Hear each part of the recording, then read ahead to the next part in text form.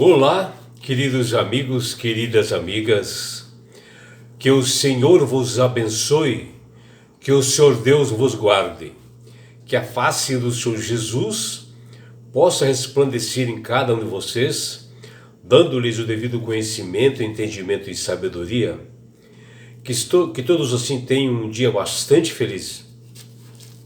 Vamos à lição? E hoje, domingo 21 de junho de 2026, a lição 13 de hoje, ela tem como título Vivendo o Hoje.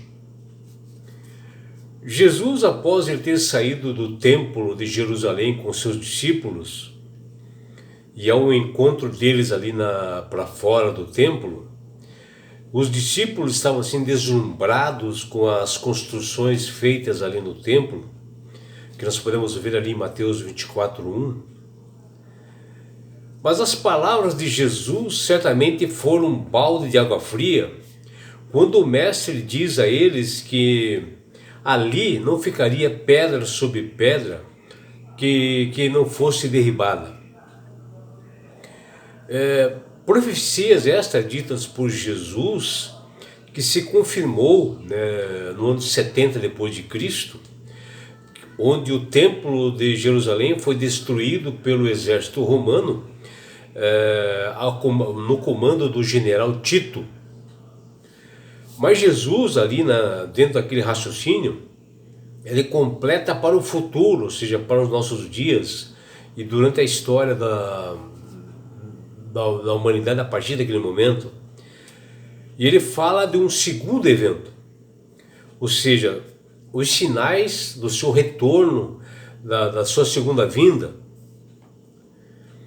E ele prediz muitas das coisas que se cumpriram no decorrer da história e que se cumpre diante dos nossos olhos nos dias de hoje, quando ele fala ali em Mateus 24 que haveria guerras, rumores de guerras, nações contra nações, fomes, pestes, terremotos, perseguições, que ele menciona que se multiplicariam e a tendência era intensificar com o passar do tempo ao aproximar de sua segunda vinda, que diz lá em Mateus capítulo 24, versículos 6 até 11. A Bíblia nos alerta que o fim de todas as coisas está muito próximo. E Pedro diz o seguinte, portanto, sejam prudentes e estejam alertas por meio de suas orações, que está lá em 1 Pedro, capítulo 4, versículo 7.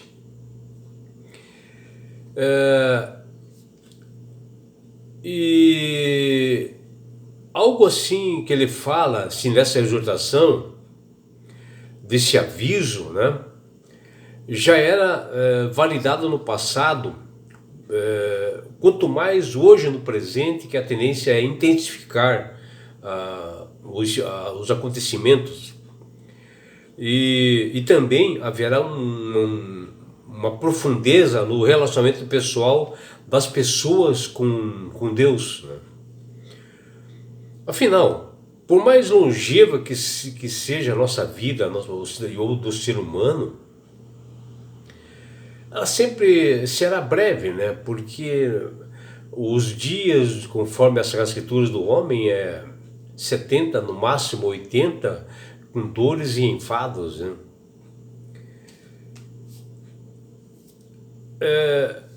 Na realidade, Tiago diz lá no capítulo 4, versículos 13 a 14, que diz lá, vocês não passam de neblina que aparece por um instante e logo dissipa. Ou seja, nós aparecemos e de repente já não estamos mais aqui. Que é uma advertência assim, bastante real e verdadeira, porque nós estamos lendo essas palavras agora, mas poderemos não estar vivos amanhã.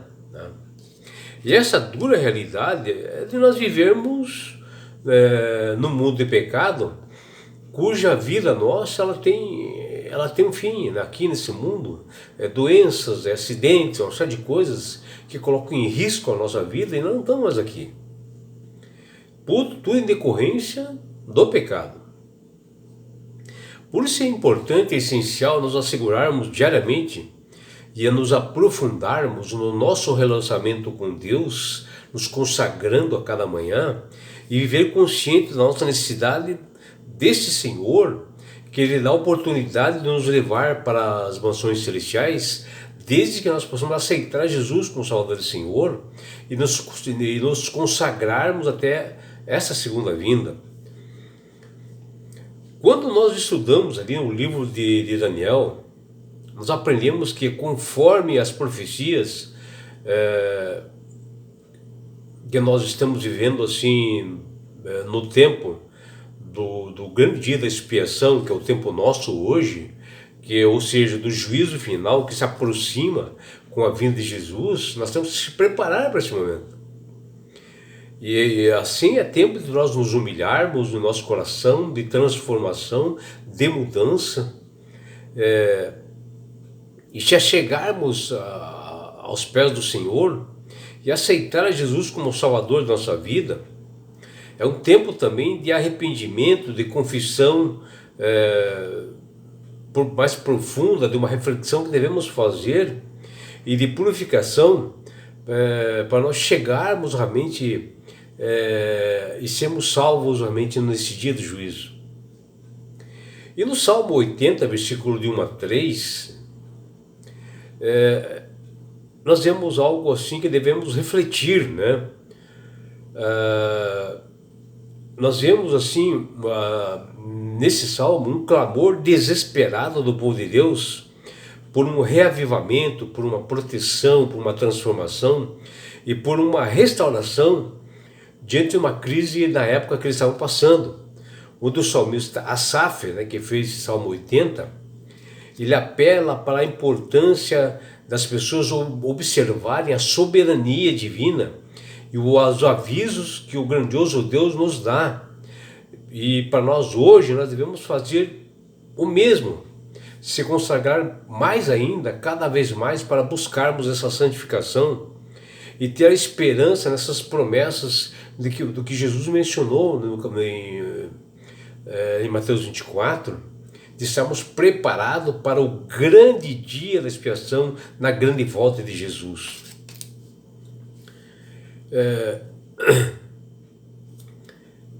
Cristo, na sua segunda vinda, ele virá assim quando menos nós esperamos, né? Que nós possamos estar preparados para esse dia, que a face de Jesus possa resplandecer em nós, que as pessoas possam enxergar em nós que nós somos de Cristo, né? Quando o desejo da graça de Jesus se manifestar em nós, né? Em uma transformação genuína, pelo poder do Espírito Santo atuando na nossa vida, deixar que Deus restaure todo o nosso ser, a nossa vida, se aproximando mais da conduta e do caráter do seu Filho amado Jesus, viver uma vida consagrada, né? Viver o hoje como já nós estivéssemos no céu, buscar a salvação a todo custo, né? Porque todos nós precisamos desse reavivamento da nossa vida. É fácil cair na rotina ou até esquecer de que Deus já fez e o que Ele continua fazendo por nós. É muito fácil esquecer, né? Mas cada cristão fiel e obediente e determinado, ainda que em meio às aflições e lutas que nós temos nos dias de hoje, pode orar como o salmista diz lá. Olha o que o salmista diz: restaura-nos, ó Senhor, Deus dos exércitos, faz-se resplandecer o teu rosto e seremos salvos. Está lá no Salmo 80, versículo 19. Jesus, em sua exortação aos discípulos ali diante do templo de Jerusalém, quando ele faz profecias para a sua segunda vinda, e que os sinais seriam guerras, fomes, terremotos e o aumento da violência que nós podemos observar hoje, na época ele alertava que seria o princípio das dores, que ele diz lá em Mateus 24. Ou seja, serve como um despertador. Quando nós enxergarmos isto, é sinal realmente que Jesus está voltando. E é o que está acontecendo hoje. Para que os cristãos fiquem alertas, atentos a tudo, as coisas estão acontecendo. E nas palavras de Jesus, dá para entender que a situação do mundo nos dias de hoje não melhorará devido à corrupção, à ganância do homem, a busca pelo poder e riqueza, e que com a proximidade do fim se aumenta, né? E exige do cristão um preparo maior ainda, cada vez mais, e dele continuar proclamando o Evangelho para salvar outras pessoas que são desatentas, que não conhecem a palavra de Deus, a Bíblia, e não conhecem a salvação. E nós temos que alertá-los sobre isso. E hoje, dentro da visão profética, como cristãos, nós podemos observar três pontos importantes, três vertentes importantes. A primeira é que os sinais históricos que já aconteceram no nosso tempo e que Jesus predisse há 2000 anos atrás, os chamados sinais cósmicos no mundo natural, que se cumpriram com o grande terremoto de Lisboa de 1755, também o dia escuro da Nova Inglaterra em 1780, e a chuva de meteoros que aconteceu em 1833, que Jesus predisse isto há 2000 anos atrás, né? Que em 2027 fará 2000 anos do batizado de Jesus, e que após isso ele deu essas profecias que aconteceram já, que é isso que eu mencionei aqui, que são sinais globais, né, que Jesus predisse lá em Mateus capítulo 24, versículo 29.